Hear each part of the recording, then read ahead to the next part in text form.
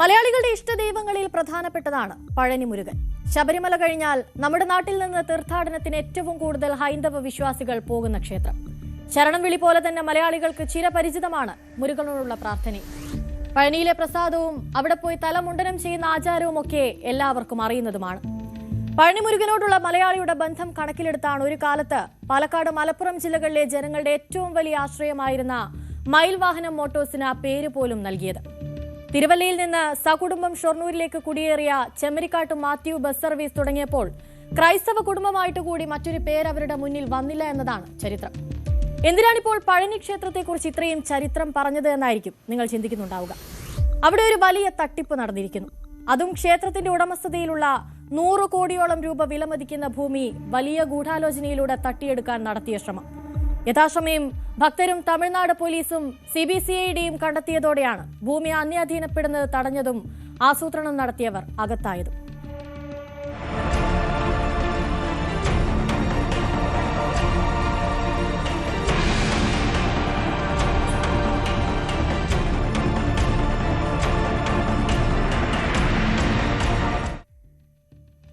ശ്രീ ദണ്ഡായുധപാണി സ്വാമി ക്ഷേത്രം എന്നാണ് പഴനിക്കുന്നുകളുടെ മുകളിലുള്ള അമ്പലത്തിന്റെ രേഖകളിലെ പേര്.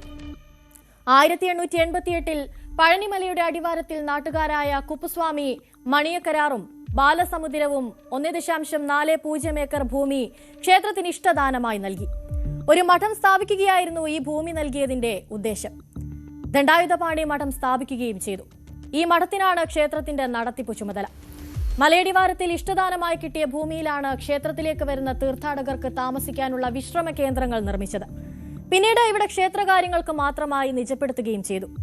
ഈ ഭൂമിയിലാണ് ഒരു കൂട്ടം ആളുകൾ വ്യാജരേഖ ചമച്ച് കൈവശപ്പെടുത്താനുള്ള ശ്രമം നടത്തിയത്. പഴനി ക്ഷേത്രത്തിന് ഭൂമി നൽകുമ്പോൾ ഉപാധിയുണ്ടായിരുന്നു. ഒരു കാരണവശാലും ക്ഷേത്രാവശ്യത്തിനല്ലാതെ ഈ ഭൂമി ഉപയോഗിക്കരുതെന്ന്. വിൽക്കാനോ കൈമാറ്റം ചെയ്യാനോ പാടില്ല. ഇക്കാലം അത്രയും അതങ്ങനെ തന്നെ പാലിക്കപ്പെട്ടു. നമ്മുടെ നാട്ടിലെ ദേവസ്വങ്ങൾക്ക് സമാനമാണ് തമിഴ്നാട്ടിലെ Hindu religious and charitable endowment വകുപ്പ്. ഈ വകുപ്പിന് കീഴിലാണ് പഴനി ക്ഷേത്രവുമുള്ളത്. ഇക്കഴിഞ്ഞ ജൂലൈ 2 ഇങ്ങനെയൊരു ഭൂമി ഇടപാടിന് അണിയറയിൽ വഴിവിട്ട നീക്കം നടക്കുന്നുണ്ടെന്നറിഞ്ഞ് അതിനനുവദിക്കരുതെന്ന് കാട്ടി ക്ഷേത്രം executive officer S. Marimuthu Palani sub രജിസ്ട്രാർക്ക് കത്ത് നൽകിയിരുന്നു. പക്ഷേ ജൂലൈ 7 രജിസ്ട്രേഷൻ നടപടികൾ നടന്നു. അപ്പോൾ നടത്തിയ അന്വേഷണത്തിലാണ് ഞെട്ടിക്കുന്ന വിവരങ്ങൾ പുറത്തുവന്നത്. സമാനമായ ഭൂമി കൈമാറ്റം 1999 നടന്നിട്ടുണ്ട്. അന്ന് വിവാദമായപ്പോൾ ഭൂമി തിരികെ പിടിച്ചു. ഇനിയൊരിക്കൽ ഇങ്ങനെ ഭൂമി കൈമാറ്റം നടക്കാതിരിക്കാൻ ഉദ്ദേശിച്ച് ക്ഷേത്രം എക്സിക്യൂട്ടീവ് ഓഫീസർക്ക് ഭൂസ്വത്തിന്റെ പരമാധികാരവും നൽകി. ഈ ഭൂമി ഇടപാട് നിരവധി കോടതി വ്യവഹാരങ്ങളിലേക്കാണ് നീണ്ടത്. ഒരു സ്വകാര്യ വ്യക്തിക്കും ഈ ഭൂമിയിൽ അധികാരമില്ലെന്നും പൊതുസ്വത്താണെന്നും കോടതികൾ തീർപ്പ് കൽപ്പിച്ചു. ഇതൊക്കെ സംഭവിച്ചത് 2016 അതായത് 10 വർഷം മുൻപ്. എന്നിട്ടും ഇക്കഴിഞ്ഞ മാസങ്ങളിൽ ഗൂഢാലോചനയും ഭൂമി കൈമാറ്റവും നടന്നു എന്നതാണ് ഞെട്ടലുണ്ടാക്കുന്നത്.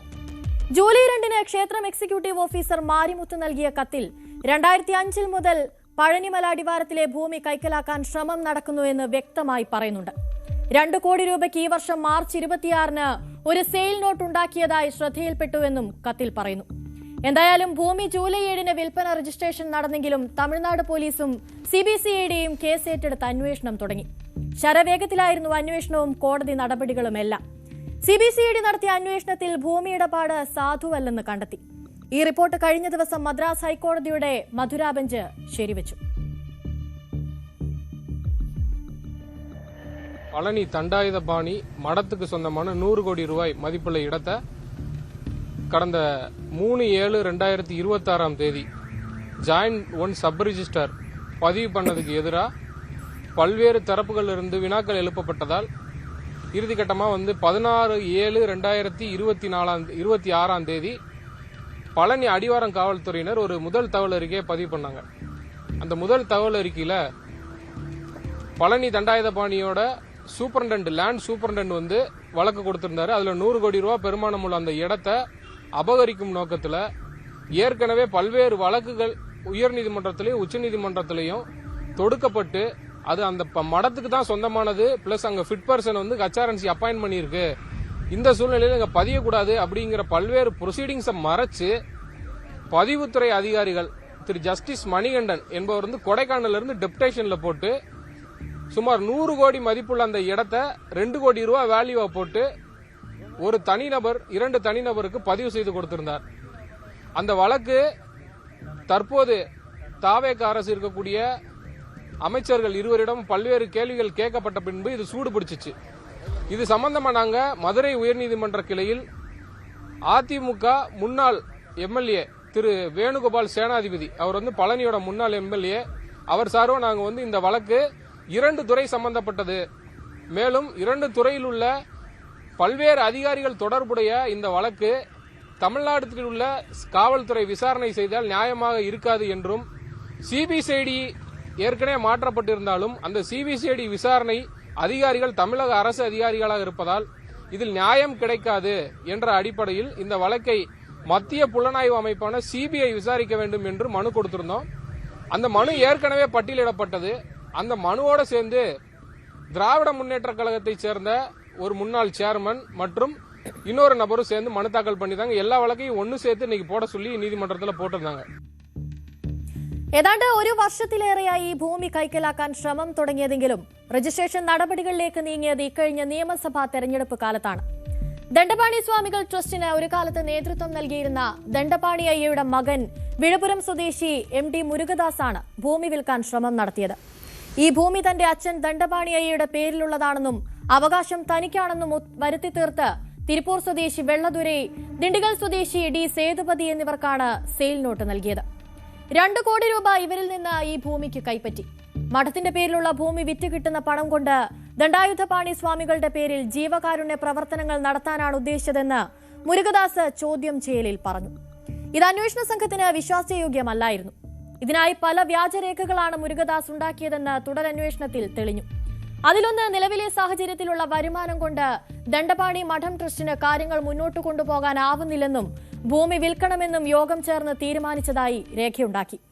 ഇത് 2026 മാർച്ചിലായിരുന്നു. തുടർന്ന് രഹസ്യമായി ടെൻഡർ രേഖയുണ്ടാക്കി. അങ്ങനെയാണ് സേതുപതിയും വെള്ളദുരയും പണം നൽകിയത്. പണം വാങ്ങിയെങ്കിലും മുരുകദാസിന് ഭൂമി വിൽപ്പന രജിസ്റ്റർ ചെയ്ത് നൽകാനായില്ല. രജിസ്ട്രാർ വിൽപ്പനയെ എതിർത്തു. തുടർന്ന് സെയിൽ നോട്ട് രേഖയാക്കി കാട്ടി വെള്ളദുരയും സേതുപതിയും മദ്രാസ് ഹൈക്കോടതിയെ സമീപിച്ചു. ആവശ്യം ഭൂമി തങ്ങളുടെ പേരിലേക്ക് രജിസ്റ്റർ ചെയ്യണം. കോടതി വിശദമായ അന്വേഷണത്തിന് ഉത്തരവിട്ടു. കഴിഞ്ഞ നിയമസഭാ തെരഞ്ഞെടുപ്പ് കാലത്ത് പെരുമാറ്റച്ചട്ടം നിലവിൽ വന്ന സമയത്ത് നടന്ന ഉദ്യോഗസ്ഥ സ്ഥലം മാറ്റങ്ങളുടെ മറ്റപടി ഭൂമി വിൽപ്പന രജിസ്റ്റർ ചെയ്യാനായിരുന്നു മുരുകദാസിന്റെ യഥാർത്ഥ പദ്ധതി. കേസ് പരിഗണിച്ച സിംഗിൾ ബെഞ്ച് ഭൂമി രജിസ്റ്റർ ചെയ്ത് നൽകാൻ ഉത്തരവിട്ടു. സബ് രജിസ്ട്രാറോട് നിർദ്ദേശവും നൽകി. യഥാർത്ഥ സബ് രജിസ്ട്രാർ അവധിയിലായിരുന്ന ജൂലൈ 7-ന് ചുമതലയുണ്ടായിരുന്ന ജോയിന്റ് രജിസ്ട്രാർ ജസ്റ്റിൻ മണികണ്ഠനാണ് രജിസ്ട്രേഷൻ നടപടികൾ നടത്തിയത്. തുടർന്ന് ക്ഷേത്രം എക്സിക്യൂട്ടീവ് ഓഫീസർ മുരുകാനന്ദം ഡിവിഷൻ ബെഞ്ചിനെ സമീപിച്ചു. ഡിവിഷൻ ബെഞ്ച് കേസെടുത്തു. സിബിസിഐഡി അന്വേഷണ റിപ്പോർട്ട് പരിഗണിച്ച് ഭൂമി ഇടപാട് അനധികൃതമാണെന്ന് ഇക്കഴിഞ്ഞ ദിവസം തീർപ്പ് കൽപ്പിച്ചു. തമിഴ്നാട് സിബിസിഐഡി എസ്.പി. ഷാജിദയാണ് കേസ് അന്വേഷിച്ചത്. വെള്ളദുരൈ, സേതുപതി, മുരുകദാസ്, ഇടനില നിന്ന അൻവറുദ്ദീൻ എന്നിവരെ പോലീസ് അറസ്റ്റ് ചെയ്തിട്ടുണ്ട്. ഇവരെ കോടതിയിൽ ഹാജരാക്കി റിമാൻഡ് ചെയ്തു. ഇവരിപ്പോൾ മധുര സെൻട്രൽ ജയിലിലാണുള്ളത്. ആധാരമെഴുത്തുകാരൻ ഒഡൻചത്രം സ്വദേശി ജയപ്രകാശിനെ കണ്ടെത്താനുള്ള ശ്രമത്തിലാണിപ്പോൾ police. Joint sub registrar Justin മണികണ്ഠനെ മിനിഞ്ഞാന്നും 7 മണിക്കൂറോളം സിബിസിഐഡി ചോദ്യം ചെയ്തിരുന്നു. ഇയാളെയും അറസ്റ്റ് ചെയ്യാനുള്ള സാധ്യതയും ഏറെയാണ്. മദ്രാസ് ഹൈക്കോടതി നൽകിയ ഇടക്കാല ജാമ്യത്തിലാണ് ഇയാളിപ്പോഴുള്ളത്. പഴനിയിലെ ഈ ഭൂമിക്ക് വിപണി നിലവാരമനുസരിച്ച് 100 കോടിയെങ്കിലും കുറഞ്ഞത് വില വരും. ഈ ഭൂമിയാണ് മുരുകദാസ് ട്രസ്റ്റിന്റെ ചെലവുകൾക്കെന്ന പേരിൽ 2 കോടി രൂപയ്ക്ക് വെള്ളദുരയ്ക്കും സേതുപതിക്കും വിറ്റത്. മുരുകദാസിന്റെ ബിനാമികളാണ് ഇരുവരുമെന്നാണ് പോലീസിന്റെ നിഗമനം. അന്വേഷണത്തിന്റെ ഭാഗമായി മുൻ ക്ഷേത്ര ഭാരവാഹികൾ, വിരമിച്ച റവന്യൂ ഉദ്യോഗസ്ഥർ, രജിസ്ട്രേഷൻ വകുപ്പ് ജീവനക്കാർ ഉൾപ്പെടെ 80-ലധികം പേരെ സിബിസിഐഡി ചോദ്യം ചെയ്തു. ഭൂമി തട്ടിയെടുക്കലിന് പിന്നിൽ പ്രവർത്തിച്ചിരുന്ന വിപുലമായ ശൃംഖല കണ്ടെത്തുന്നതിനുള്ള അന്വേഷണം പുരോഗമിക്കുകയാണെന്ന് അന്വേഷണ സംഘം അറിയിച്ചു. എന്തായാലും വിശ്വാസികളെ ആകെ ഞെട്ടിച്ചിരിക്കുകയാണ് പഴനിയാണ്ടവൻ മുരുകന്റെ പേരിലുള്ള ഭൂമി വിറ്റ് കാശാക്കാൻ നടത്തിയ ഈ ശ്രമം.